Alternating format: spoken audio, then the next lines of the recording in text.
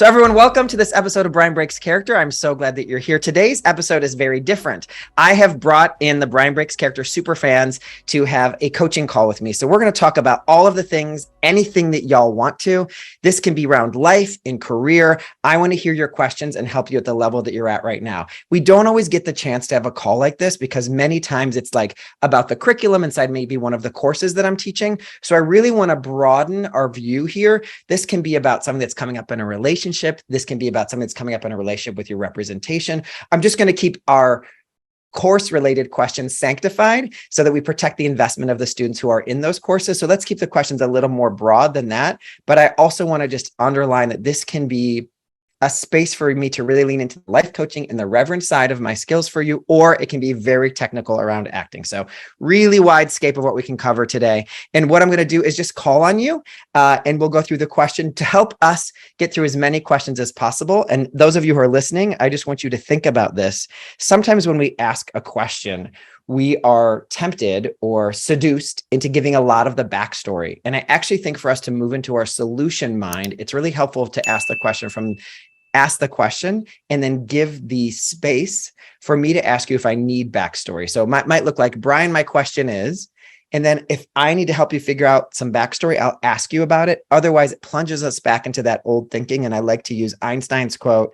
the consciousness that created the problem is not the consciousness that will solve the problem. So I want to live in that space together today, which is not a version of toxic positivity. If there's a problem, there's a problem. We're going to look at it. It's just differently the consciousness you bring to it. All right. So let us not forget, I'm a coach, not just a teacher. So if you're sitting there and you're like, I just can't articulate this question, then that is a great way to raise your hand and say, Brian, I need help articulating my question. I'm stuck with something. Then I can use my coaching ears to help you the right way. Okay, so I've got some hands that are already up. All right, I'm going to come over here to Andy and then Mary and then Lena. Andy, what is your question? Hi. Should be able to, there. Hey. Hey. Am I allowed to take 30 seconds to say something before my question? Only if it's nice. It's very nice. No, many people know here, I lost both my sons to suicide. Mm-hmm. And it's hard for me to find joy, real joy. I have to dig in. And I kind of made a list of things that made me happy. And Brian, you're just on the top of the list. I can really find my joy when I'm with you. And it lasts. It doesn't leave the second we hang up. It lasts throughout the day. I get to think about you and some of the things you said. And you're just like the most wonderful person I ever met. Andy. You can't make me cry at the beginning of the call. I won't make it through. I really will take that in, and I appreciate it. And I love being able to chat with you on Instagram and stay in touch with you in that way. So I can't leave jokes or something that I think you'd really enjoy here and there. Yes. Thank you. Just to let you know I'm thinking about you. Thank you. I really appreciate it. I think of you too. Thank you. Yeah. Now my question. Yes. I have done, I know I've said this to you before, but I have done so many things towards my goal. Yeah. And I'm feeling scattered now because I don't know what to do next. I mean, you've gone over my actor's access. Sure. Wait, hold on. Just before we get too much into the muck of it for a second, will you name for me and for everyone here, and I think this will be helpful for other people when y'all come on to ask your question, just to name what your goal might be in this present moment, if you have one. That doesn't mean you have to have a goal. So I want to make sure that's clear. If you were able to name your goal succinctly, Andy, what would you say that it is? Co-star. Great. So here's what I want to think about. You take a lot of smart actions in your career because I know you because we've worked together before. I want to start to think about those vending machines where you put the quarter in and the claw is coming down and trying to grab something, and like at the same or maybe not those ones. I'm sorry. Those are cool too. But you know the ones where there's the coins and there's that shoveler thing that's like pushing the coins off the edge and you're trying to get the coin, right? So what I want to do, I want you to be the shoveler a little bit, where anything that is not directly related to that co-star is an action you're not taking. So what I mean by that is, of course, you're going to stay in acting class because we know you need to be in a place where you're really feeling juicy around that. Too. Right. You're going to do that, right? But it might look like I should start emailing casting directors and da, da, da, da. No, we're going to be really clear. Like, you know what? I will email the ones that I already know. I'm not going to try to approach, enough casting directors at this point, Andy. It's not about you trying to do workshops. It's about you going with ones you've already met in the past. Right. So I would say, how am I strengthening those? Which one of my, I'm going to pick a number randomly, Andy. Let's say, which one of my 12 casting directors that know me have I seen the least in the past 3 years? That's where I'm going to put my first piece of energy and move up the ladder in that way. And then the other thing I would do is get really clear on, are the reps sending you out for stuff that's right? Yeah, that's the thing. This is like devastating.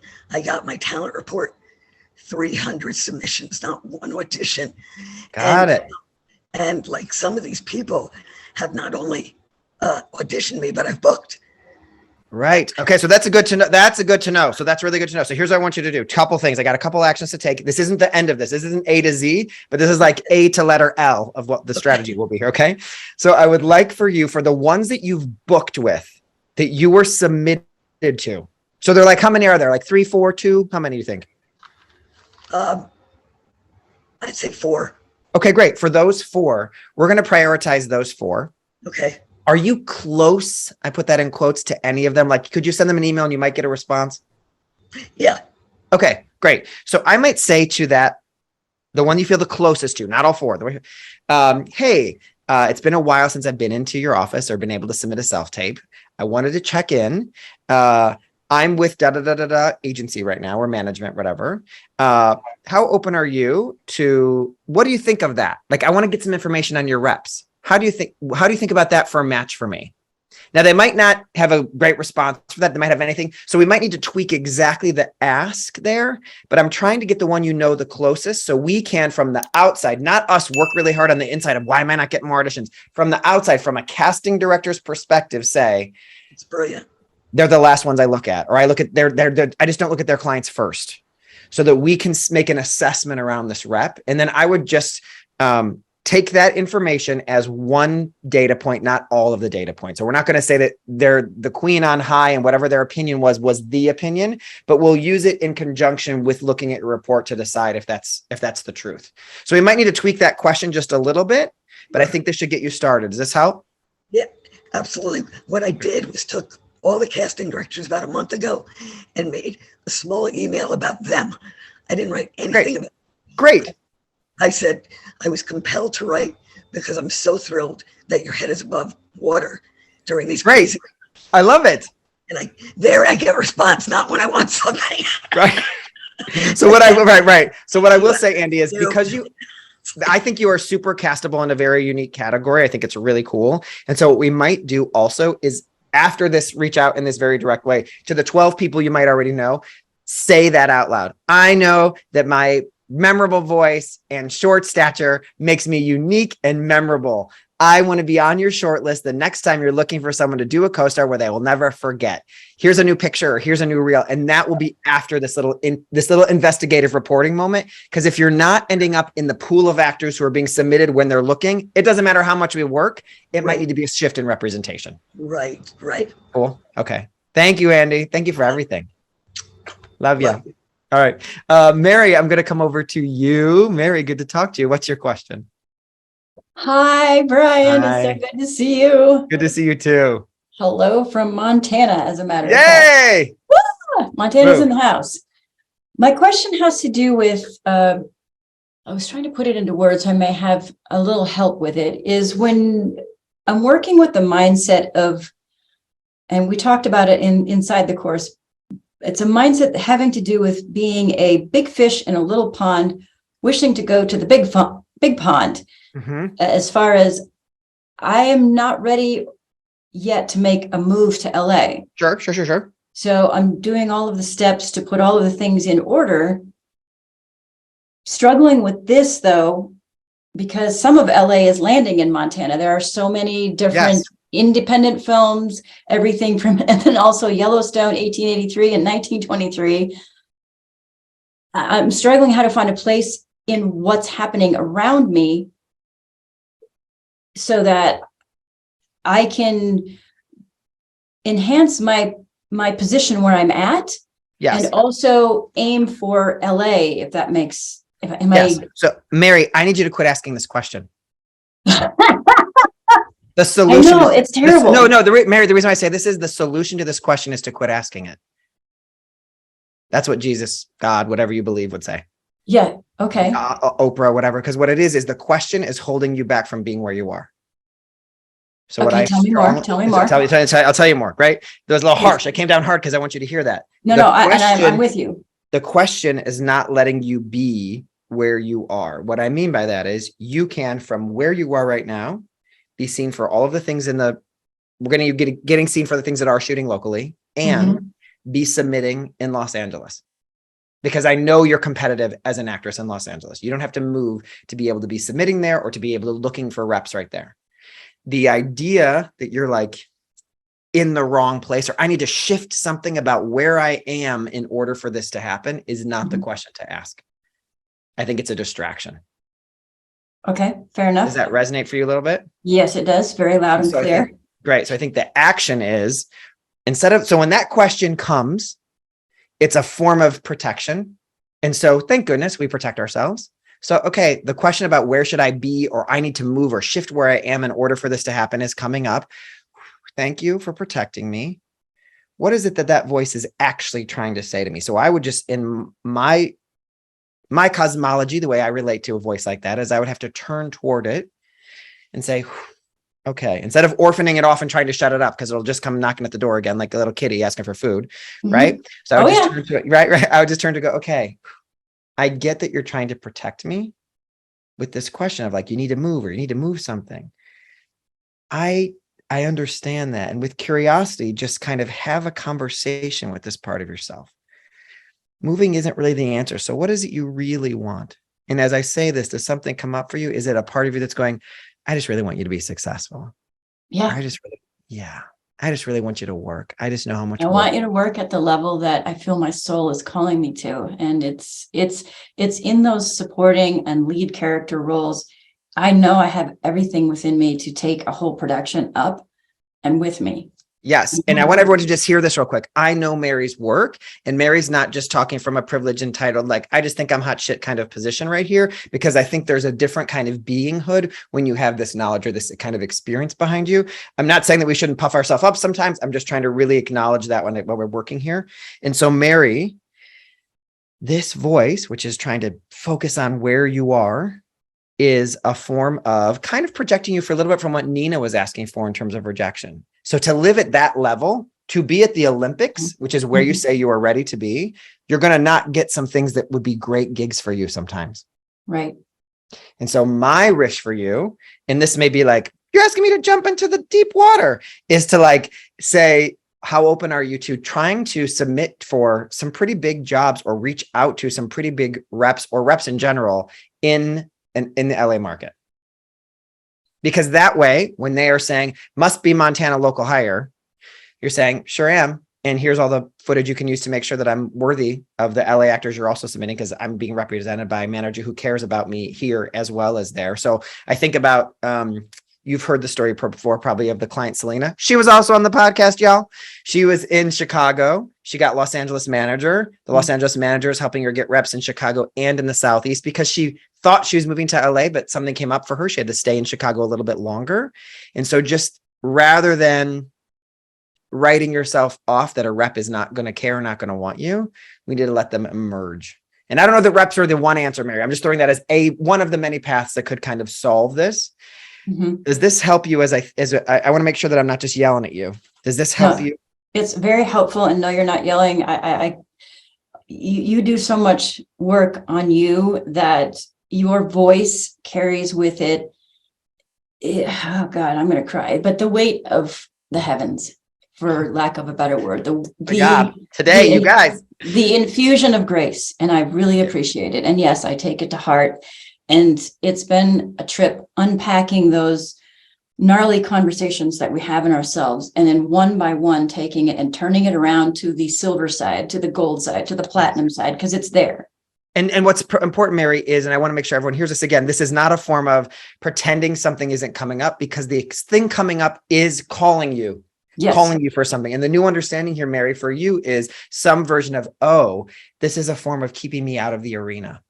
It is 100%. And so, Mary, your step into the arena, I've given you a couple different actions you can take. It could be looking for reps in Los Angeles. It could be, I'm going to start looking at Actors Access in LA and just submitting myself to see what that looks like and to see if I might see some gigs that I'm sending a self-tape. When they ask me for the callback, I can decide if I'm going to accept the job. But being in that pool of actors is the energy we need to bring in right now.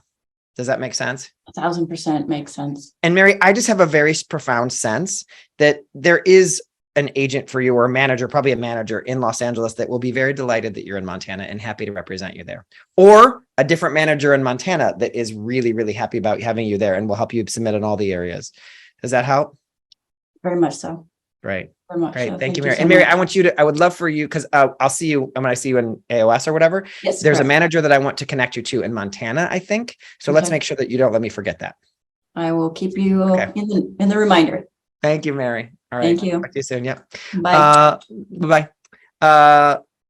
Lena, I think you say your name is Lena, though. Did I fuck that up? No, you're right the first time. It's Lena. Great. Also, it's my podcast. I can say bad words. I was about to apologize, but I'm not going to. Okay. So, Lena, what's your question? Okay. First of all, hi. I hope you're doing well, Brian. Me How too. are Happy you? to see you. Good to see Good you. to see you. Also, I'm really sorry if I have like resting bitch face right now. I had like my wisdom tooth out yesterday, so it's like kind of numb. But I just want to like let you know in case you're getting weird vibes from me. That's what I'm not getting weird that's vibes why. at all, but I appreciate you. I'm sorry. I hope your mouth is feeling okay. Thank you. Okay, I have two quick questions. One is more specific and one is kind of like a mindset thing. Is that okay with you? Yeah, let's do it. Let's try it.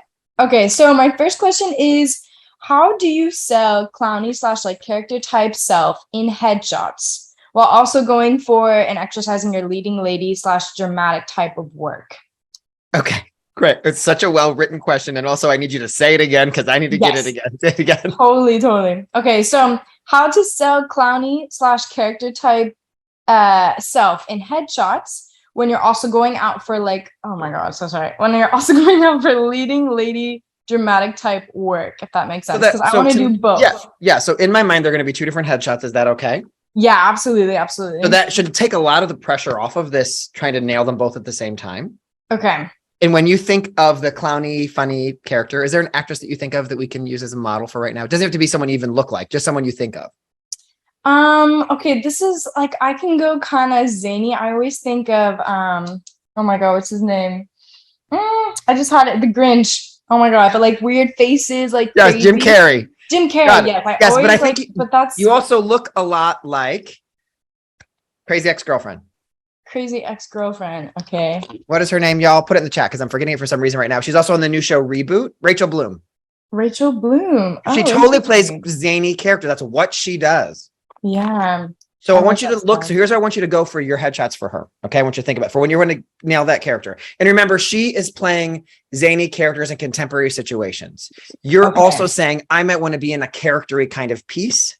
Okay. That being said, I don't think you can take a headshot that says like, I'm the Grinch. Like, I think you have to like, you know, like I'm the pet detective, right? But what you can do is look at Rachel Bloom's wardrobe on Crazy Ex-Girlfriend and look at her wardrobe on the new show Reboot and use that as a model for what you would wear in your headshots. Do not look at her on the red carpet or any publicity events. Okay.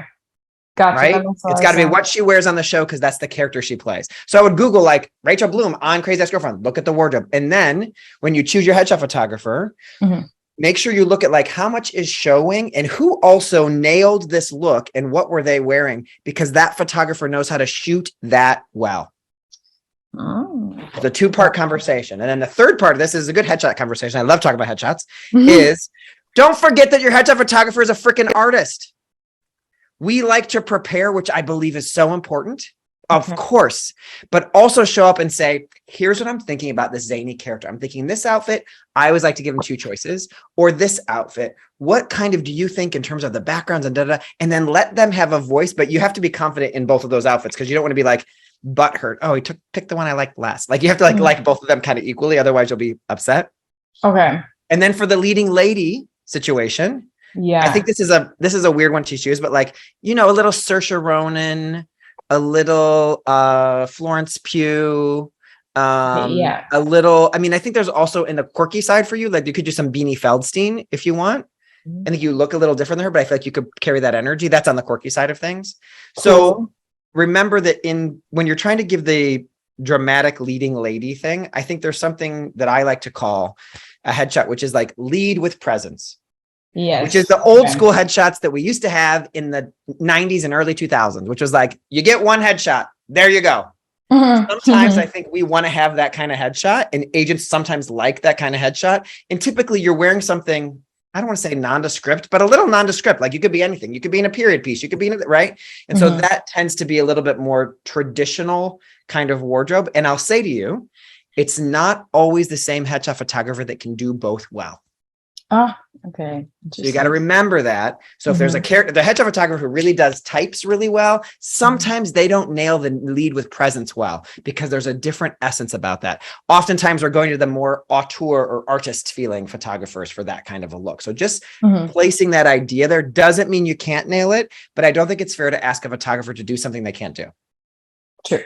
Okay. Right. So I would more focus on, if you're going to pick if you're going to go for your zany one first, great. I'm going to nail my types. I'm a young lady on a date. I'm a young lady who's being quirky at the office. Like I'm going to go for these types. Okay. And then if I got it, since I did 5 looks, maybe the 5th look, we'll try to nail this lead with the present. If it doesn't work, I'll know I can get that one later. Okay. Okay. Gotcha. Okay. That's super helpful. Cause I was like, I did like a session recently, and she's like, all right, like, so show me your like funny, quirky side. And I was like, okay. But then she's like, make it sellable. And I was like, oh my God, I don't know how to like sell my face. Like, I don't know. Whatever make it sellable means, your job is to fucking tell me to put my chin down, not make it sellable. So for me, there's another piece of this. I might move on after this, Lena, so we can come back and we'll answer your second question. Ooh, I knocked over my water bottle, but the top was on it. We're good. I might come back to your second question so we can really flush this out. When someone's saying make it sellable, what that means to me is there might be some more homework needed, which is what are the thoughts you have decided to use when you're playing the quirky character? Okay. So what I like to do is give each of these characters a name. So it's because remember, on headshot shoot, you're like, okay, let's do this outfit. Like that's the energy of the headshot shoot. But you're like, yes, but this isn't just a photo shoot for me. Like I'm with my friend taking pictures with my phone. I'm playing a character. So my character, Kelly, who's my quirky character, what is her thought? Her thought is, why did you put that in the middle of the bathroom? Gotcha. And that's the thought behind your eyes. Gotcha. Right. So I forget what actress said this, but the camera picks up everything and you cannot lie. Okay. So if you have that thought, why did you put that in the middle of the bathroom? Or I'm going to have a banana split for lunch.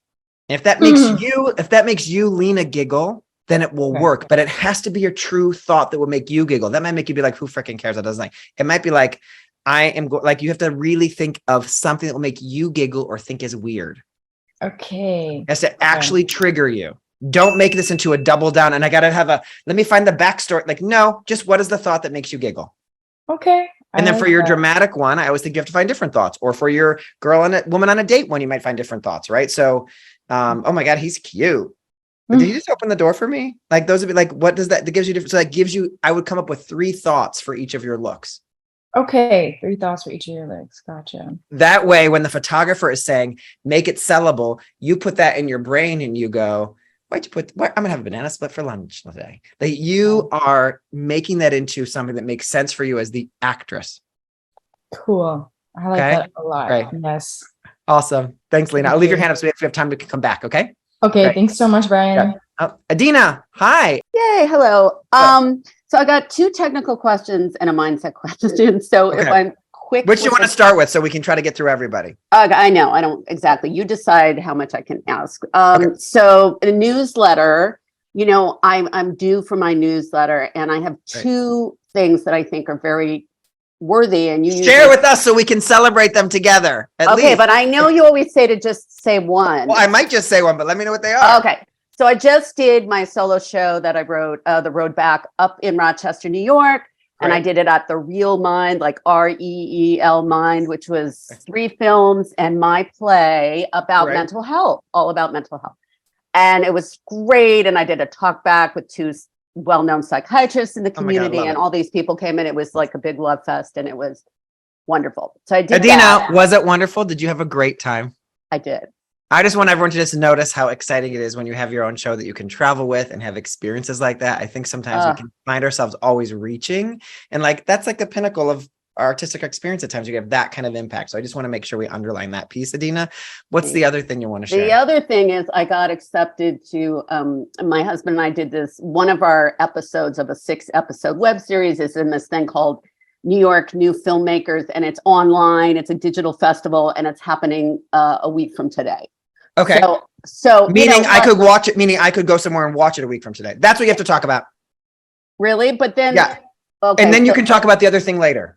I can. Okay. Yeah. Here's why. Let me just everyone hear this. Whenever you're sharing news, if there's something that's like dated, it makes it feel there's more of a reason for you to be reaching out.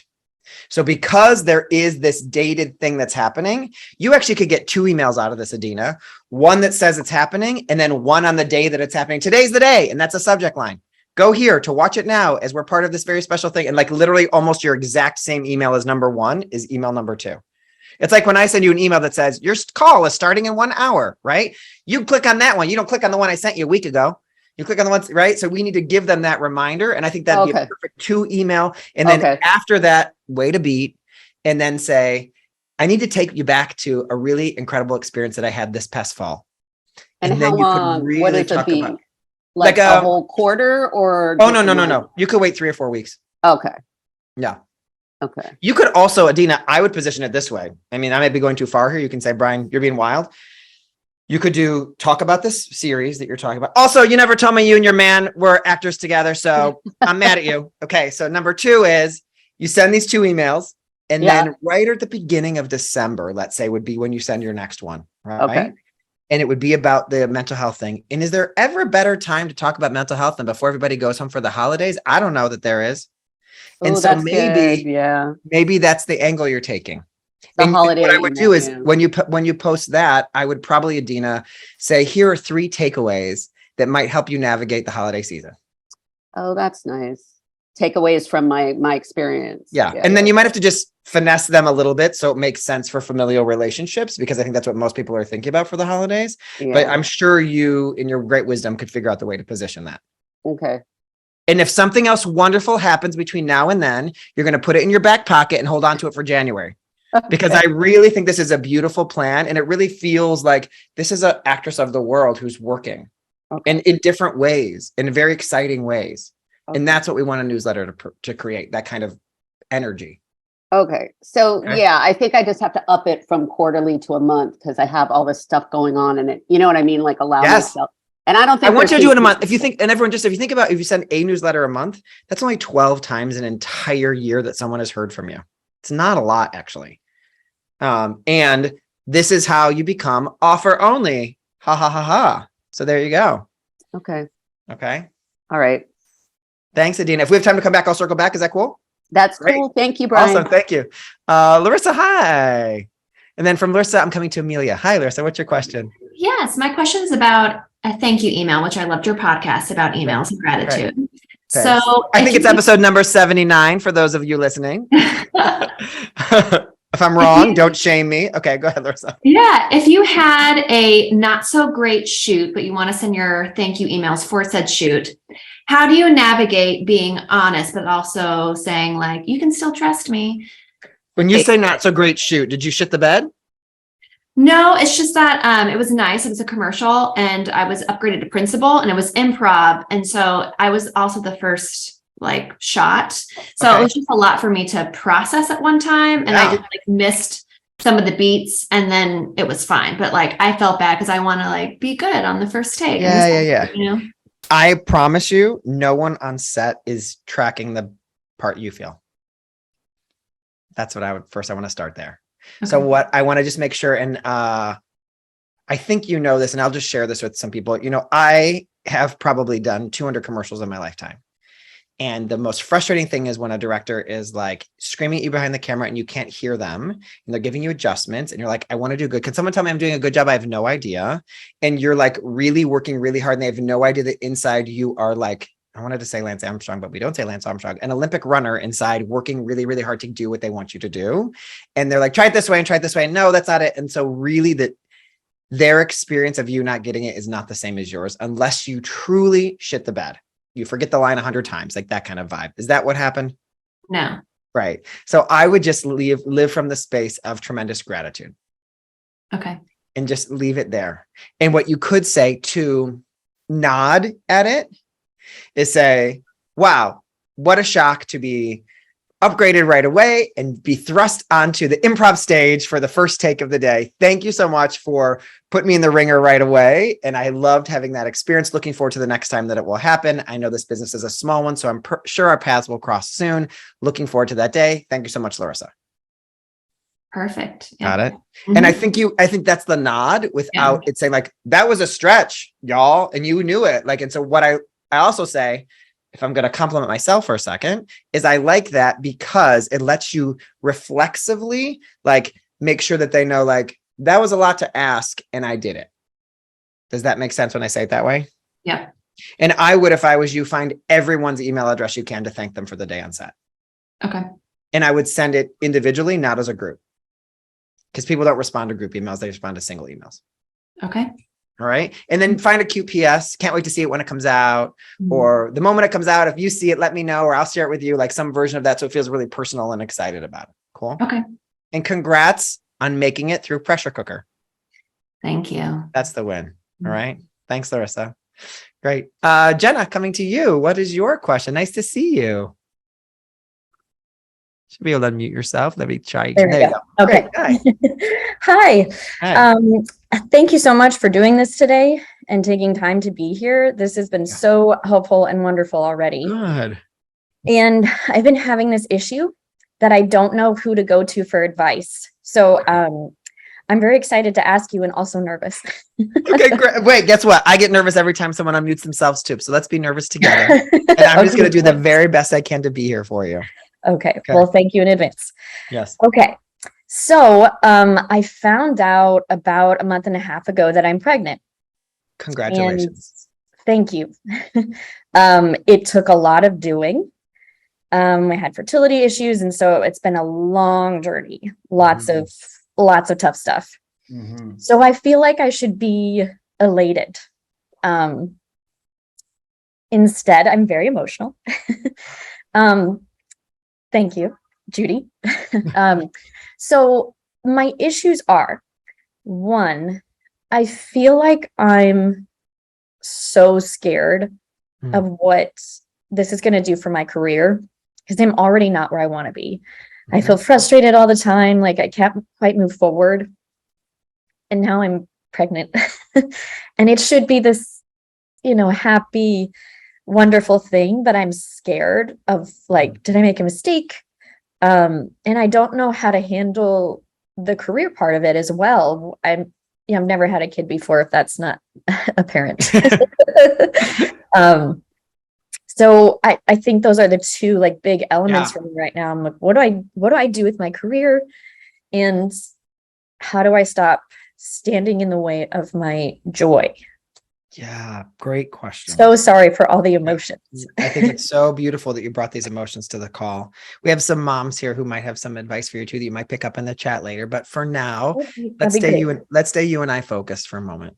Okay. First things first, I am not a woman and I will never have a child, so I'm going to be speaking from my own lived experience. So I want to make sure that we're all very clear on that. First of all, I am a child of a single parent mom, so I have a very close relationship with my mom. So I can relate in many ways though. So all of your feelings are okay. I want to really take away, and I can't do it, but I would like to take away, if we could throw away the idea that you're supposed to feel a certain way right now, and that's the only acceptable way to feel. Thank you for that. I'm sure it's hard to hold that true when family is sitting in front of you saying, aren't you excited?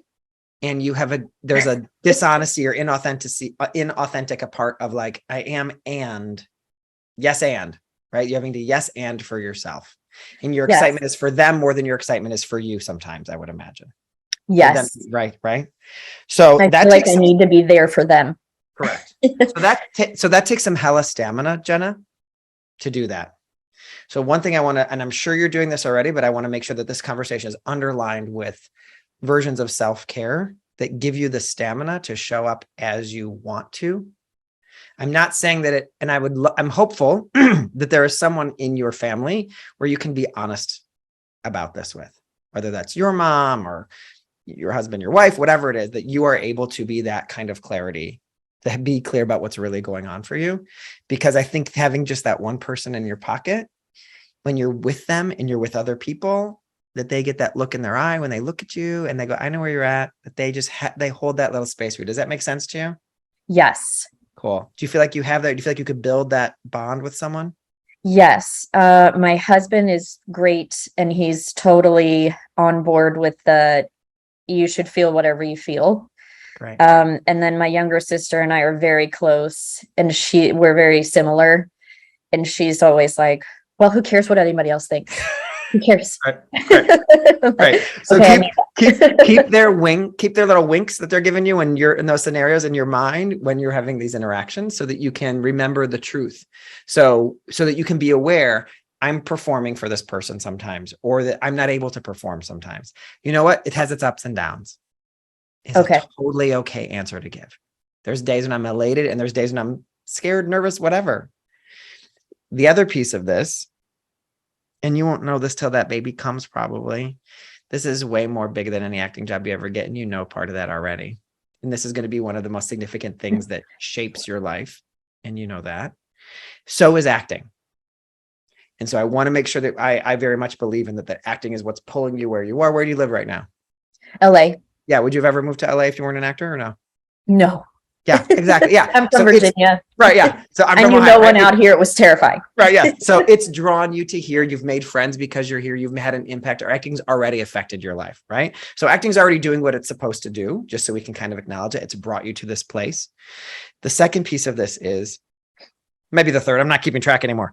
This other part of this is, I know plenty of actresses who work when they are pregnant. That's Okay. up to you if you choose to want to be one of those actresses, if you want to be an actress who works while they're pregnant.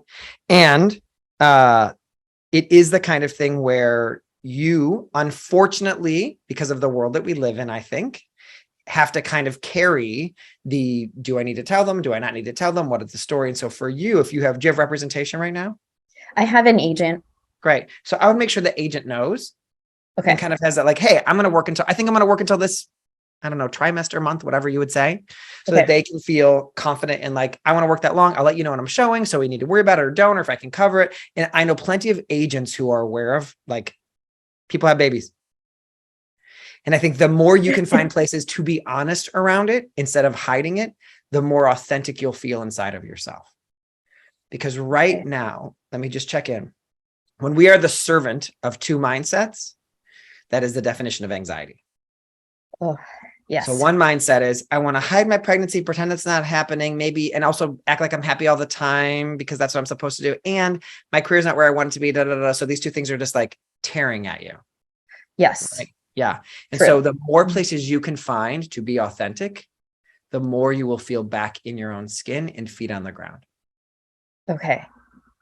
So I haven't given you a real action step here. So I want to check in to see if this is helpful already, or if we want to come, how else might be able to show up. Do you want to come to some kind of action? I think the first action would be to reach out to your reps, would be a beautiful place. Yeah, that feels really good. Because I think I feel like I've been kind of keeping myself stuck in this. I don't know what to do, so I'm going to do nothing. Mm-hmm. And that's feeding that anxiety. I think when you said that, that's what came up for me, is that because I'm doing nothing about it, I'm feeling more and more like, what am I supposed to do? I'm not doing anything. I've got to do something. Yeah. So I think emailing my reps is a great idea. And then, Jenna, can I just offer you this? Yes. We have to be aware there's going to be less jobs that are looking for the pregnant lady sometimes. So we have to be aware of that, right? Also, I just heard this wonderful story. Those of you who are in AOS know this.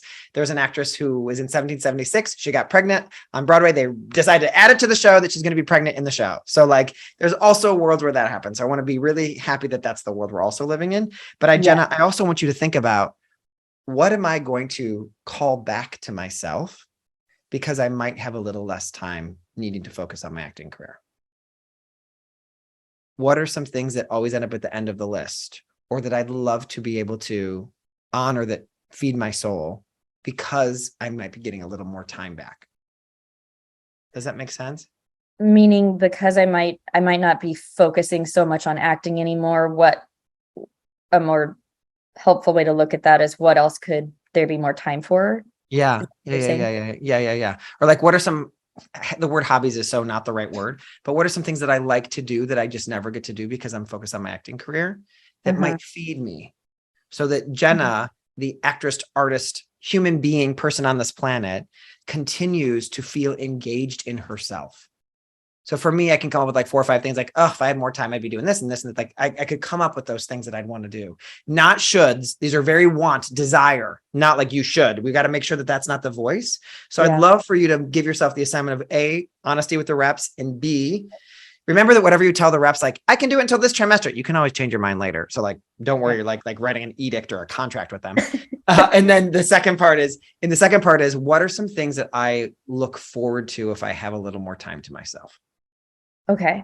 In which walk around with that idea, and things might come up to you. I've always wanted to learn how to make great tomato sauce. I don't know, make the best chocolate chip cookie in the world. Like I'm thinking of cooking for no good reason. Or I want to read the New York Times every Sunday. That's my number one thing that comes up every single time. So like you can like have your thing that becomes the thing you get to look forward to.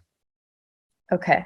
And then the last thing I want to say to you is you're perfectly on time and it's all going to be okay. And you're not going to miss out on anything you're not meant to have. Okay. Jenna, on the other side of this, is going to be more powerful, more ready. I'd like to think of you as even more, not that you're not relaxed, but relaxed in your own skin, in your acting. Not that you're not deserving right now. I'll make sure that that's also clear. Is this helpful, Jenna? So helpful. Yes. Yeah. I want to give you one more assignment. Can you actually make explicit the bond you have with your husband and your sister around this? So like, could you say something like, I need you to know that being able to talk to you about the fact that I'm not always joyful is something that really sustains me right now. And I want you to know that. Yes. I need to say that out loud so you know what a lifeline it is for me right now. Okay. Yeah. That's It's super really vulnerable, but also allows them to be like, oh, please. Yeah. Like they're going to react with such grace, I imagine, because they love you so much. right. Yeah. Okay. Yes, I will do that. Thank you. Okay. Thank you, Jen. I appreciate it. Thank you so much for all that. Sure. Really appreciate it. For sure. Sharon, coming to you, and then Regina, and then Jean. Or GM. You'll let me know if I got that right. Okay, Sharon. Brian, hi. Hello. Hi. So I'm leaving my agent this week. So how do I do that? I'm so happy. You all don't know how happy I am for Sharon leaving. I know this journey. Okay. You do it nicely Johnson style. Yeah, so, I should call, right? I mean, I should call. Do you feel like a call? I don't want to, but I feel like I need to. Yeah. Okay, great. Then that's beautiful. Yeah, beautiful. That's what your values are. So I would just say, remember that they can have whatever reaction they want, and they're allowed to have whatever reaction they want. It is new news to them. You've had plenty of time to think about it. So they will likely be in a reactive state. Yes. Right? So anything they might say, you have to take with a huge grain of salt if they become triggered or reactive. Okay. They might not say anything. I just like to paint a really dark picture so you're really ready for it. Right? They might be like, I understand. I think this sucks. I really hoped we could have done more. But I want to just paint so you can, for me, para mí, I probably would have to stand to do this because I want to feel my feet on the ground. You might not have to. I'm a walker while I'm on the phone. I might need to have some notes in front of me. Do what's going to let you just be there and say what you need to say. The nice things to say is thank you for everything we've been able to accomplish. I appreciate it all. I've decided I just think I want to go a different direction right now. I want to go. If they push for any why questions, well, I don't understand. I thought we were able to do this. You can just say, I know, and I'm really happy with what we did do. I think there might be something different for me out there. Okay. And you're not going to go into any reasons why or any details. Right. Okay. Right. Unless you feel compelled in the moment that person and that relationship deserves it. Does that make sense? Because I don't think you're not going to heal it. You don't want anyone to get defensive. And that's why I don't bring the why into the conversation too much. Yes. Okay. Right. And also remember, agents have these conversations all the time. We have them like 4 times in our lives. They have them every other week. So I have to just remember, this is not like the biggest of it. This isn't Thanksgiving once a year moment. This is like, oh yeah, my agent, like this is part of the world. Right. Right. Okay. And it's okay. Yeah. Okay. And it's okay to do it. Pardon? It's okay. And it's okay to leave your agent. Okay. Yeah. And you're going to say, I'm so great. Hey, I wanted to call you. I could have done this over email, but it was important for me to call. I think it's time for me to move ships. I think it's time for me to look for some different reps right now. I just wanted you to just hear from me how grateful I am for all that we were able to do together. And I think I just want to go a different direction, but I wanted to call you to just say how grateful I am for everything we did. You know, and you could even, if there was a thing, you really had my back when we did that thing at the Geffen. You could have something like that you want to bring to it if you care to. And I'll never forget that. And, I'm hopeful we'll have contact in the future. And if they didn't have anything specific, then don't. Right. Yeah. Yeah. Okay. Great. Thank you, Brian. Good luck, Sharon. Yes. Good luck. Okay. Gene, I'm coming to you. Oh, Regina and then Gene. Sorry. Regina, hello. What's your question? Hello. Hello. Do you want my camera on? Only if you want your camera on. You decide. Okay. Is this okay? All right. I'll make this quick because I'm in a loud coffee shop. Okay. Basically, last week, a friend of mine who I really respect, she's a working actor, she said to me, but you produce your own work. So isn't that how you're going to be kind of found or discovered for your own work anyway? You don't have to work so hard to do all the traditional stuff, is basically what she was saying. And it's something my fiance has said to me for years. And I just kind of wanted to flush out this mindset block, I guess I have, where I don't believe in what I produce or make myself is like good enough to get any kind of traction or movement or progress in my career as like a legitimate actor who becomes a working actor in other projects that are not mine that other people might see on TV and in films. Yeah. So what you're saying, I think you're saying, so I'm going to mute you until I need you to talk. Go ahead. Yes, please. Yes. That was fun. I muted myself for a second. So I hope that was joyful for everyone listening to the podcast. Okay. So what I think you're saying is people believe in my work and that my work will attract someone to compel them to work with me or hire me or whatever. Here's what you need to remember. And this may or may not apply. So I'm going to say it for everybody else too. If you build it, they will not come. If you build it and you tell people about it, they will come. Remember, that movie was about ghosts. So let's just be real for a second here, right? If you build great content and you're making sure people see it, there's a chance for it to be discovered. Regina, for you, I would want reps that care about the fact that you're making content, because then they can use that to help propel you to move forward. Now, there's a little tiny thing that I heard in you in the belief that was like, I don't think my work is good enough for that to happen. And so what that says to me, I'm going to use this as a strength. You have a really high taste level and you can go even further with the work that you're creating. So you better sure as shit keep creating stuff because you've got more to do. So rather than it's not good enough, there's more that I want to do might be a new way to think about this. I'm going to unmute you and I want to see if this is resonating for you. Yes. Yeah. Does that sound right?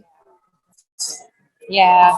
Yeah. So keep making stuff, Regina. You have a very specific, clear voice as a comedian, as a funny person.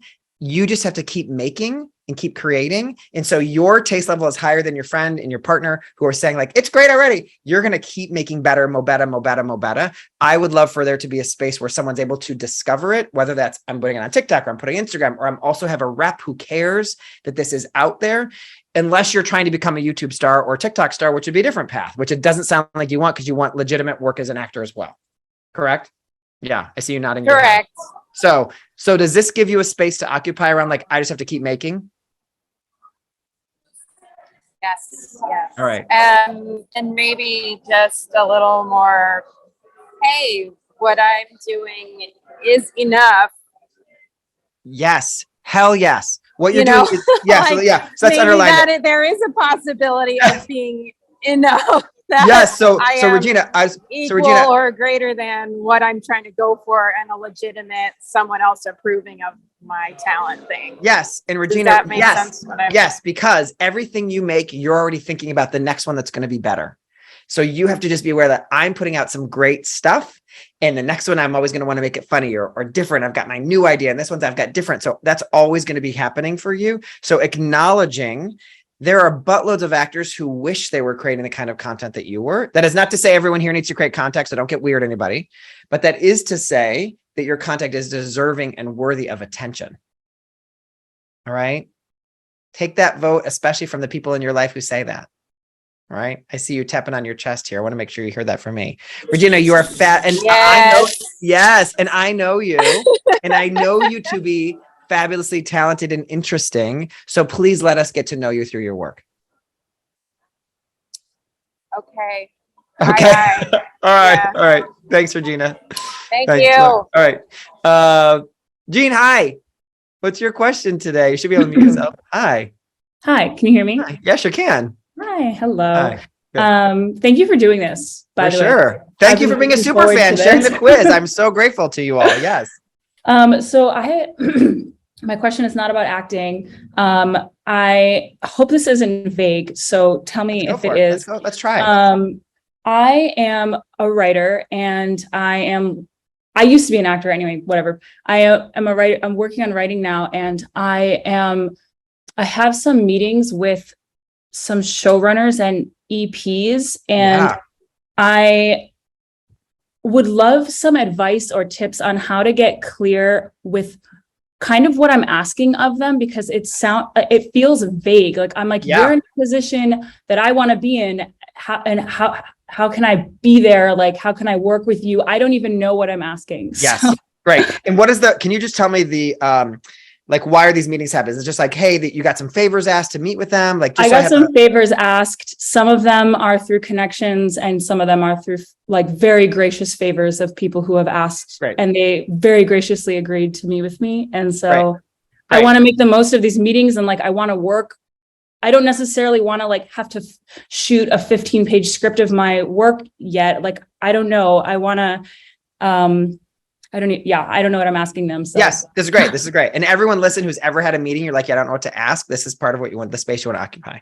So first things first, you want to do 20% of the talking. You want them to do 80% of the talking. Great. I love that. You are a sponge to get to learn. You're never going to use the phrase, pick your brain ever, because it's disgusting. And it also implies that you have nothing to offer. Yes. So that's Brian Pataka's values. You could use your own. You might like that phrase. I don't like it. To me, it implies I'm offering nothing. I only want from you. It's vampiric, zombie land for me. So what I would do is say, thank you so much for having this meeting. I love Kelly who connected us. This is really important to me. As you can imagine, I'm kind of in my starting phase as being a writer. My dream would be to work on the kind of shows that you showrun.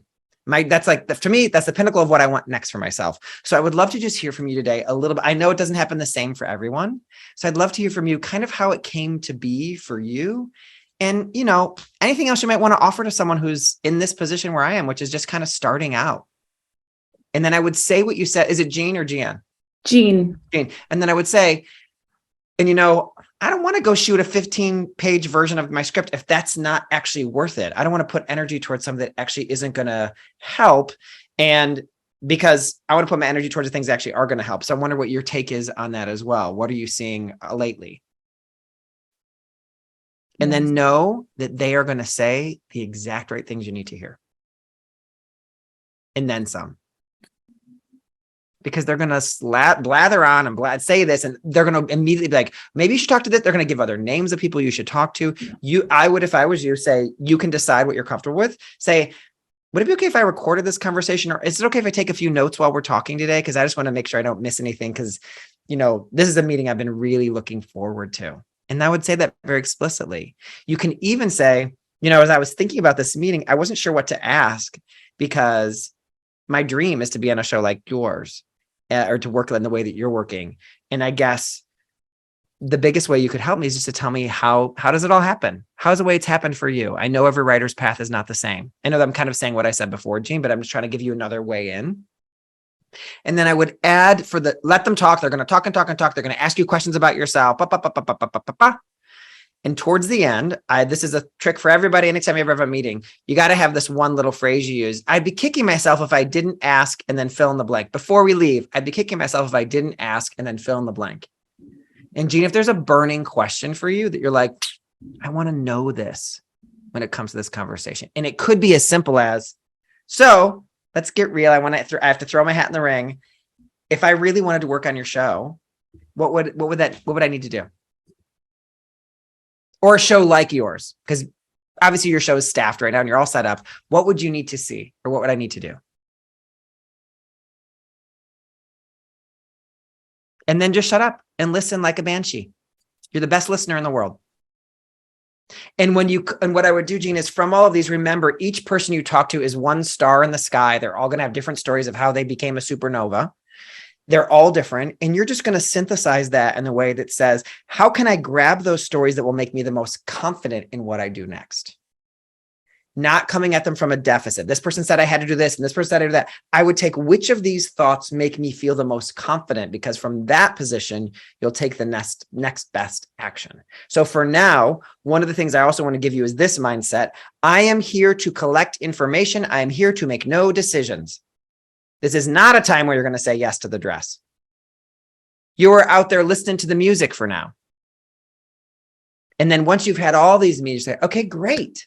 What does it look like for me to have a strategy now that I'm smarter about this business? And then you'll start to create your strategy. Between now and then, you're just going to keep writing, because that's what you need to be doing. Does that help? Yeah, that helps. And then so one thing I want you to hear, sorry, I'm interrupting you because I don't want to forget this. One thing that I always say, if someone gets me a meeting, they get a gift.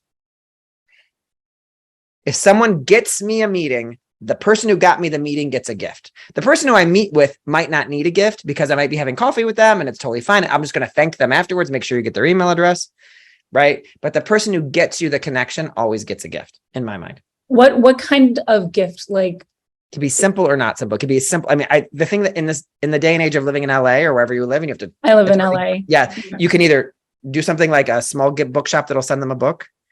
Or you could I always think that you could send someone tickets to the movies, because you can send gift certificates through email, which is a cute one. And we go to the movies here in LA.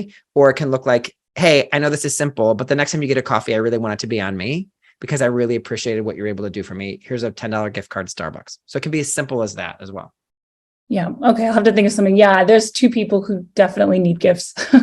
Great. And it can also be a book that means a lot to you. That's like a nonfiction thin volume of poems or something like that. This book always meant a lot to me, so I wanted to share this with you. It could be something. Okay. There's a book that means a lot to me, but it's called Existential Kink, and it's not exactly like, it's a very it helped me so much. It's probably not the best book to okay, don't do it. If you're having these second thoughts, it may not be right. So just, you might find I'll pick it. Okay. Right. Anyway, but yes, I love the book idea. It's great. It's great. And you can do it later. You can have to do it right away. It can be after the meetings have happened. It can be right away. It doesn't matter. So I think that when someone does that big of an effort, they deserve something. Yeah, I agree. Yeah. Great. So glad you came today. Thank you. Yeah. Thank you so much. All right. Good luck at your meetings. Have the best time. So much. Yep. Okay. I'm coming over here to Rose, and then Judy, and then Molly. Rose, what's your question? Hi, let me get my video. Sorry, I've been taking notes. I'm in my car in between classes right I love now, it. so I'm so sorry that it's bad. But my question is kind of like, so I'm 17, and that's kind of a weird age for an actor in all the ages to be an adult and play in adult roles, and I'm not young enough to like pass for 13 or 14, you know. Yes. And so I'm having a lot of struggles. I'm submitting daily and that stuff, but I'm also trying to juggle, you know, having an AP class, and I'm doing 2 sports right now and all this stuff. So I'm struggling with finding a like happy medium between like acting, school, sports, and like a personal life. Yes, totally. And you're 17 years old, so applause to you for even thinking about this already. Balance, just so you know, balance doesn't get any easier as you get older. Just want you to know. So just be aware, this is a constant thing we got to work at. Okay. So perfect. So first things first, be where you are, which is in school, and be the best you can be as a student. I think that's really important. I don't want your parents to get mad at me either. Number 2 is, do you have representation helping you get auditions right now, or are you on your own? I did have representation in Salt Lake City, but she kind of ghosted me. Okay. My agency kind of ghosted me. The answer is no. Where are you now? Where are you now? Are you in LA or Salt Lake City? I am in Colorado. So I'm in a really, really small town in Colorado. There's absolutely nothing. And almost every single agency I looked for in Denver, Salt Lake are all either boutique or like locals only. I can't, it's kind of hard, Yes. finding stuff out here. Totally. So what I would do so you don't waste time or energy, Rose, for now is work, because you're in school, you have to finish school, We're trying right? to look in New Mexico and stuff. I'm going to do something, Rose. I'm going to mute you and have you post your question into the chat so I can answer more specifically so we don't get broken up too much. Only because we're also recording for the podcast. I don't want to get weird. So I'm going to try to answer as best I can for now. So I think I've muted you. Okay. I can't mute you for some reason, which is super annoying. Okay. Now I think I did. All right. I'm going to answer your question as best I can. So here's what I have to say. First of all, be a student. You're at school. So right now I'm not represented. I cannot. Okay, great. Okay, where'd you go? There she is. Okay, so Rose, listen up. First of all, be a student, get good grades, be there. Curious for you to think about if you're going to go to university for training as an actor. And if you are, then that's going to really set you up for what's next for you. If not, and you want to start acting right away at a school, which is also possible, people go to university and work at the same time. Having a really clear conversation with your parents and a clear conversation with yourself is if you're going to stay in that market. Because the truth is, if you want to make a living as an actor, it's going to mean you got to move to a bigger market or really have somebody in that market who is sending you out, Mary Rattano, right? So that someone is sending you out in a market where they're really booking jobs at that level. So that being said, I'm not trying to say just be in school right now at all, because I love the motivation you have for reaching out to all those reps where you are, which is really awesome. In the meantime, find, if you can find it, a really wonderful acting class that is online. So there's quite a few that you could find that are like in LA or in New York or in Chicago that are on camera training, so that you're really elevating your work to the space where you will be able to compete when it's ready to go out. And the truth is, it's hard to find actors your age. It's really hard. It's hard to find talented actors your age. I know that might not be what it feels like on the inside right now. So what I want to advise for you is finding a studio where you can really be with other people your age who are going out. And so what Emma's going to do is she'll send a link to you with a list of acting studios, and you could reach out and see who sees 17-year-old actors or who works with them. Does that help, Rose? You can nod your head. I know you can't talk right now. Great. And let's start there. And then let's keep the conversation going. My wish for you, you get in a great class, you're with other actors who are your age, you're hearing about what they're doing, you're submitting yourself, you're sending audition tapes when it's the right time, and that will start to open up the business for you outside of the neighborhood that you're in. But all of this just has to be with parents' blessing and support, because it's going to mean traveling or going to this or so that you really have the support system to take care of you while you're still being 17 years old and having the personal life that you want to, right? So for me, the first task is the beautiful acting class where you really feel at home. All right. Can we start there? Great. I got a thumbs up. Thanks, Rose. And thank you for joining us as in between classes. It's the most adorable thing ever. I love it. Judy, I'm coming over to you. What is your question? Judy Barline, and then Davison, I'll come to you next. Hi, I just wanted to say hi. I haven't seen you in so long. I know. Hi. And I wanted to thank you. I signed with a manager. I'm about to look for an agent now. So I've been with them for a couple months. It's going well. It happened like at the same time as my semester came on board. So it's been a lot. Yes. But, yeah, it's exciting. And I just wanted to say hi. I don't really have I'm so glad you said it. So congratulations on your manager. I'm so happy for you, Judy. You're so deserving. So and I'll be back more regularly, but I just missed you, and I thank you for emailing this to me. So you're the sweetest. Thanks, Judy. All right, I'm coming to Judy Davison. Hi, Judy. Hi. What's your question? Hi, love. Hi. I just want to say thank you for vitamin B. It's exactly what I needed today. And I'll take it. Also to share a win. I was feeling like, I don't know who spoke earlier about being discouraged, submitting and not hearing anything.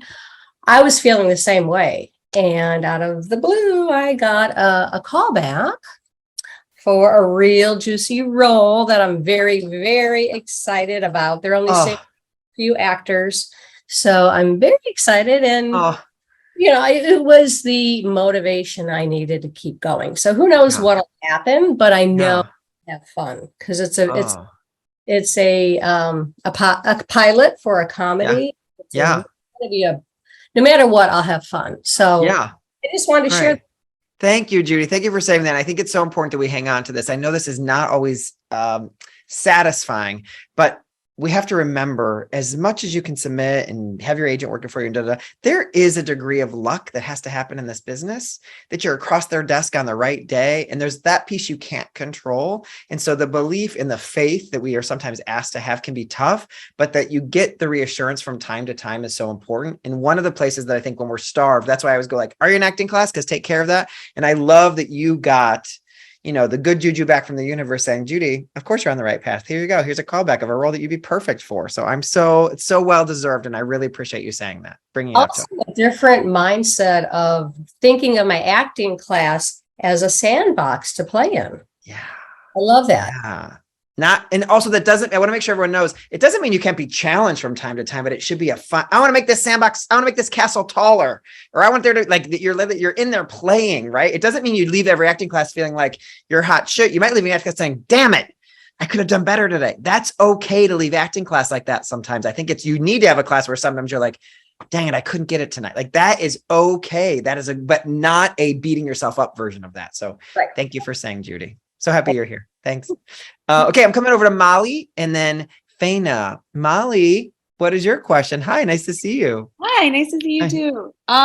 So Brian, my question is, I've been struggling a little bit with like mindset stuff. I'm almost all the way through agent goals, and I similar to Jenna, I kind of went through a whole kind of identity crisis with being pregnant and having my daughter. She's here, she's 2 months, everything's great. Jenna, listen, good job. Okay. Yeah, hello. Totally get you. So I think I just like selfishly was wondering if you could speak to kind of good ways to be okay with a level of control I have now that that is very different in my life. And you know, I just like a mindset of kind of like scarcity. And now I think I'm kind of self-sabotaging in that I've done all this work. I'm almost ready to reach out to reps. And so I'm kind of going down a spiral of like compare and despair to kind of protect myself a little bit, I think. Yeah. And you've already done so just so we're clear, you're about to send out to representation essentially. I think I'm going to, in the first of the year, I have to do some self-tapes, but I kind of compartmentalized everything so I could get to a certain point before giving birth, have this time to be with my daughter, and then kind of pick it up later and be prepared in that way. Great. So first things first. You got no business comparing yourself, lady. You're awesome. You're awesome as you are. And I want to make sure you hear this. It is my fervent belief, like from the bottom of my feet to the top of my head, if that does anything for you, which is the person who's the right match for you will reveal themselves because you're so honest in the way that you've reached out.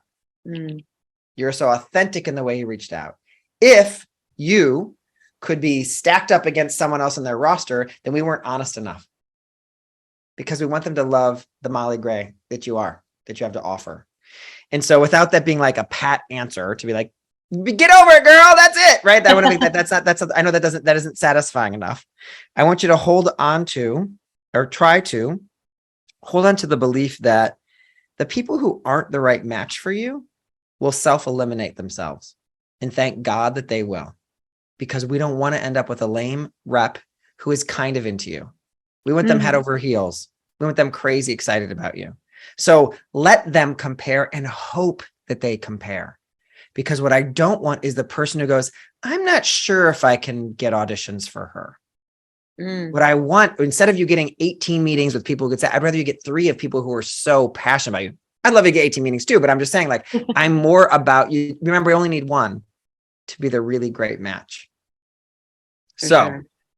What I know about your email, because we worked on it together, is that you do such a beautiful job saying about the things that are important to you in terms of the work that you create. I'm getting a little athletic green stuck in my throat. Hold, please. Okay. So in terms of the work that you create and where it's already gotten you, the kind of attention that it's given you, that the reps who care about that will reveal themselves. So what I would love, I see a big smile there. So hopefully this is landing. So what I would love for you to think about is, please, like as you send your email, what if the thought was, please don't email me unless you're obsessed with me? Like that, instead of please email me, which is what we typically want to bring to this conversation. Does that make sense? Absolutely. I love that. I'm going to write that down, have that be a mantra, because I think that's something I'm getting into now in my 30s more than my 20s, is kind of coming out of that, being all things to all people at all times, and then really like muddying, what I have to authentically bring. So I eliminate myself from the roles that I'm good for, and I put myself up for roles that I'm not, maybe. We don't want to be everything to all people at all times. If we are that, you're no one to one person. Exactly. So that's something that I really feel, and that's just echoed in what you're saying. So thank you so much. Thank you, Molly. Great question. I appreciate it. Thank you. Thana, I'm coming to you, and you're going to make me know if I said that name right. Yeah, it's Fina. Fina. Great. Hi. Nice to see you. Hi, nice to see you. What's your question? I wasn't gonna talk, so I'm like literally in a bun and. I like it. It means you're busy. A bun always means you're busy. Well, and that's kind of where my question is. So talking about like self-sabotaging, I'm getting to a point now where I feel very viscerally like leveling up to a new place.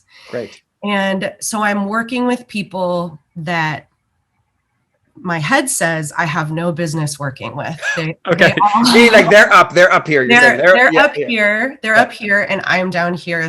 They're series regulars on TV shows. There's people that have been working for 10, 20 years. I just finished this project that I basically like lost the first 4 days to myself, to being in my head saying that I didn't deserve to be here, and made the challenge for myself so much greater. And then, I had a breakdown. I like cried in my apartment for a good hour, and then was able to like end really strong and have the last half of the project feel really good. But I guess the question is, because I want to learn from these people. They have things that I can learn from. And so I don't want to come in with like a narcissistic, confident attitude, but I also don't want to be a stray dog. Totally. Yes. You know what I mean? Yes. Okay. So I hate and love the phrase fake it till you make it. So I want to just kind of throw that out there for a second. Yeah. Right? But bitch, you're on the plane. They let you on the plane. Right. You got a ticket. Right. You got a ticket. So whatever status you're giving them is actually the problem. Right. It's nothing else. It's that I'm giving them something. They are different from me. Right. I am making them different from me. And Course in Miracles would say our number one issue is our separateness, that we believe we are separate from one another. Mm-hmm. So if we're able to grab onto a spiritual thought around this, is I am the same as them. And it would look like for me to go to that set, I would have to, great, I'll see you there in a minute, in my trailer, in my room, wherever I am. I would have to go like, let me meditate for a second. Let me say the prayer, the mantra that I need. For me, it might look like something like God, universe, grant me the serenity to accept the things I cannot change, the courage to change I can, the wisdom to know the difference, and to work through that really slowly so those words resonate and I feel them. And then I'll give everyone, this is a prayer that I use all the time. You can use it as a meditation or a prayer, whatever works for you. Where would you have me go? What would you have me do? What would you have me say? And to whom? And it takes away part of the belief that I am the only one creating every moment. Right. And it might sound, I don't know, elementary. It might sound radical. It might sound whatever it lands on your ears, knowing that this is, if there's a degree of truth in things, that this is a truer truth than whatever other thought you're having. And I would have to do it every day. I'd be on set with them because I'm not good enough at being able to hold on to that all day long.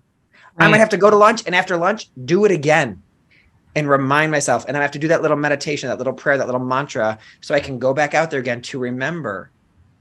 And so that when I make a joke with them, when I make an aside with them, when it's time for me to get to set, whatever it is, that I'm able to say, we're both here together. We're both meant to be here. We're both meant to be here. Mm-hmm. Again and again. And I think of this also another way. I'll say this to you. There are meetings or times in your life when you'll be having a difficult conversation. And this is a little bit like a difficult conversation because it's a difficult conversation in your head that you're having, right? And in those situations, I think it's vital that A, you take care of whatever self-care piece you need. And two, you have a thought to grab onto that grounds you. So it can be your very own thought that you make up. And it might be different each day. It might be the same one works for you until you eke out all the juice from it. But I remember a meeting that I had once where I was like, this is going to be an intense meeting and I need to show up a specific way. And I remember and if you notice, I'm like telling these stories. I'm not telling these stories to toot my own horn. I'm telling the stories to make the point. I remember myself on those days because I did something different. So what's also being asked for in these moments is a change of who you are to relate to the world. So this will become, for Faina, I'm saying your name wrong. Faina, for That's you, okay. a new way to relate to the world once you've been through this challenge. Right? So I remember I had to cross the street and I was like crossing the street and I had a phone and a coffee and I was like, no. We're not going to look at the phone on the way into this meeting because you're not going to be in your body. So we're going to put the phone in the pocket, which took some degree of like annoyingness, uncomfortable. It's fine. I'll put it in my pocket because I need to be present. And then as I was going up the stairs for this meeting, I had this thought, and this was the one that worked for me, and that was that God is also here. So in that meeting, you could say universe is also here. Spirit is also here. So when I was in that meeting, anything that was being said, I was able to be an open container to hear what was being said to me instead of worry about my agenda. Right. So for you on set, your character might need you not to talk to anybody before you go, great, I need to take care of myself. I don't know. I want to let you, you'll find that you'll decide that for yourself, right? But the degree that you take care of yourself is something that the people around you will lean in and find so attractive. Right. So it's kind of a superpower that's actually not that hard to execute. So I would ask you to lean into the things that make you the best on set for yourself, not better than other people, but the best on set for you. Right. Does this help a little bit? Absolutely. Absolutely. And I think, I got to that, but not without the breakdown. And I want to do it next time without the breakdown. So wait, question for you. If I appreciate that. Sometimes the breakdown has to happen. I think a breakdown is one of the ways we break through. So maybe that's why this is in the aura right now. Like, this is what I'm working through, is next time it's not going to happen. Yeah. So the question I would ask for yourself, just so next time for me not to have the breakdown, to have this real pull me back moment, you might think to yourself, is there any degree of self-care that I could add to my mix? Yeah. Extra sleep, food, a time with friends that feels super nurturing. I want to make sure like sleep and food isn't always the nurturing thing. Sometimes it's like being with people. So I just want to really advocate, especially for my actor peoples. Yeah. Yeah, no, honestly, but that's what I was going to say. I was being such a good actor. I was going to bed, waking up at 5 a.m, working out, eating a breakfast, going to set, doing it all over again, that I think I forgot to like talk to people who love me. Yeah. To remember that like, oh no, I am loved. I am not all these things that I'm saying in my head. And yeah, that was a learning moment for me. Of like, and one of the things I'll offer to you, because I think this is so special, when you book a job, y'all, or you book your headshot shoot or whatever, take at least 20 minutes to go, for me to feel like this is my beautiful time on set, what would I like to happen? And let go of the should of, I should work out every day. That might be part of it. Like, I actually want to have this one kind of fancy Chobani yogurt in the fridge that I get to open before I get there, or like whatever that is. Or I'm going to sleep in one of the days because that's going to feel like I'm a movie star and it's going to feel adult. Like, do the things that will delight you to feel like you're there, as opposed to doing the things that will armor you up to make you more different. Right. Is this helpful? Thank you. No, yeah. Thank you for this question. Thank you I think we all needed to hear this too. I really appreciate it. Thank you. Yep. Andrew, I'm coming to you. Andrew, what's your question? Can you hear me? Yeah. I sure can. Hi, Brian. Yeah, I was just, I suppose I'm having quite it's an emotional week in terms of the fact that I'm getting some meetings, and it feels like my sort of weight's been lifted in terms of I've got to this stage, and I suppose I don't want to go in the rabbit hole of, thinking ahead about who's going to work and who isn't going to work. And I suppose what I was going to ask really, what's the best way to be open when you go into the meetings? I've had one already, but just, information rather than decisions. Is that kind of feeling is the best way to go, do you think? Or You nailed it. Yes. First thing is to collect information, not make decisions. And the second thing is, and this is the painful one, everyone, love every single person you meet and say yes to them without saying it out loud. So this is why you get your heart broken, because you have to say yes to the relationship continuously, and then you can better know if you're a match or not. Okay. So what that means is you go into the meeting and you're like, this is probably a yes for me. And you listen and you're not even judging them. You're just being a person. And then when you leave and you get in the car and go, hell no, they're not for me. But while you're there, because you're your smartest, when you are in a open, loving state, you are your smartest version of yourself. You don't lose your smarts. You have more smarts. So if you don't ask the question in the room, it lets you be there and be present to that. So as you're thinking about this, Andrew, I can also anticipate like there's extra anxiety around like, well, when do I have to make the decision by? Because I might have some right? So what I would often say in the meeting, so you can buy yourself some time. Remember, we can't always guarantee that they'll give you the time, but you might say something like, listen, I've got a few meetings. I want to be really thoughtful to make sure I make the right decision here. I'm really excited about the meeting we've had. I probably need another couple of weeks. Is that okay for me to ask for you so I can get through some of these things before I really do anything? Because I want to be really confident in my decision. And you make it about yourself, right? Just make it about yourself. And then does that help you a little bit? Yeah, because it's funny, Brian, because I was so blown away in my first meeting, kind of the fact that this guy basically said, yeah, you know, you start whenever if you want to. And I'm like, well, I've got a few meetings, you know. And he said, yeah, of course. So, you know, I know you're going to have a few more meetings, so it's cool, but don't, you know, just don't, whatever. So it was kind of like, okay. But he spoke a lot, and it was nice just to listen. I found that really good, not to talk too much at the end. And he talked and talked. And then so it gave me space to kind of listen to him and make an informed decision. And I kind of felt maybe he's not for me, and I want to just have the other meetings anyway, you know. But so, you know. But what I would do, Andrew, is before I'm glad you got the intuition this person might not be for you. Great, hold on to it. Take the other mission, take the other meetings before you make the call.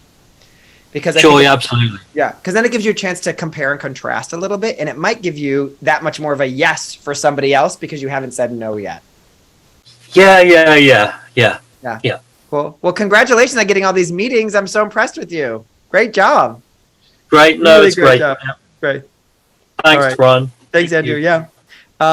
Lena, I'm coming back. We're going to take us home with the last question of the day. If there's anybody who's sitting on their hands, now's your chance to raise your hand because we'll get to you after this. It'll be your last question. Okay, Alina, what's your question again? Okay, so it's a little bit similar to some of the other mindset questions you've gotten, but this is like really specific, and I think it's so stupid, but I always think about it. Great. Sometimes I actually get nervous about being successful.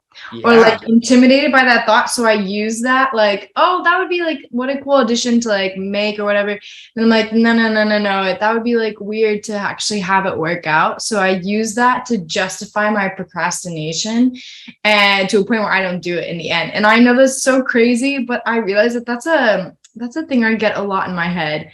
And I just like wanted to tell you and see what you have. Yeah. So stop doing that. That's my first piece of advice. Great. Good job. Number 2 is you made a bargain with the universe when you said, okay, I'll be an actor. Universe asked you, you said yes. And now there's times when the greatness of that calling may feel bigger than what you feel like you can accomplish. That's why when Judy talked about when we get an audition or we get a booking, how much it reaffirms, oh, I shook the right hand when I said yes to acting. Mm-hmm. And when we pull ourselves back a little bit, it gives us the chance to say, it's okay. I can blame it on the situation rather than me for not showing up. It is a significant responsibility to say yes to your calling, but it would be selfish for you not to. I'm going to imagine selfish is not one of your values, and that courage is. Showing up is what's being asked for. So what I would say in those moments is, okay, I'm doing that thing again. I'm doing that thing where I'm going to try to make this audition be the last deadline that I can't get to it so that I can't get it done. And so that I'm going to blame it on that. Mm-hmm. And I would say 2 things. Okay. I would say, this is what I would do, is say, I can do that. That is a choice I'm allowed to make. Is it the choice I want to make right now? Because the hard choice might look like, I got to cancel seeing that friend for dinner tonight because I got to put this thing on tape. I got to ask for it to shift my work situation. And that's a little bit of busy work that is not at the level of your calling. That does need to be done because we are on the planet right now, right? But to deal with these distractions at times or things that are getting in the way. So I would just advise for you to think about spaces where you're going to say, here are the 3 things I'm like, make a list. Here are the 3 ways I escape. Okay. I escape with this, this, and this. Okay. So next time when you're choosing the escape hatch, You could say, I'm choosing the escape hatch here. Not to shame yourself or beat yourself up. So you can just start to notice. And it doesn't have to always be because the job is perfect or it's bigger or whatever. It can be in any situation, because the more you say no to your escape hatch, the more that muscle grows, even if it was for the job that paid no money or da-da-da-da. Okay. Right? And the moment you do this, Lena, you're going to have those moments where you're like, I remember that moment and that strength that I had. And the next time it'll be easier. This is how you take your career and your profession and your calling seriously. Okay. Okay. Okay. Okay. Great. Thank you. Yeah, for sure. Thank you so much. Yep. I want to thank everyone for being here today and for being such super fans of the podcast. I know you already have reviewed it, so I'm not going to ask you that, but anyone who's listening, if you can shoot us a review, it really helps us reach a broader range of creatives and people out there. So thank you so much for joining me today. I can't do my purpose unless you show up, because my purpose is to help creative people without suffering. So I can't do that unless I'm with you. So I just want to say I love you, and I feel so grateful to have this space with you today for this 2 hours we've been here. And thank you so much.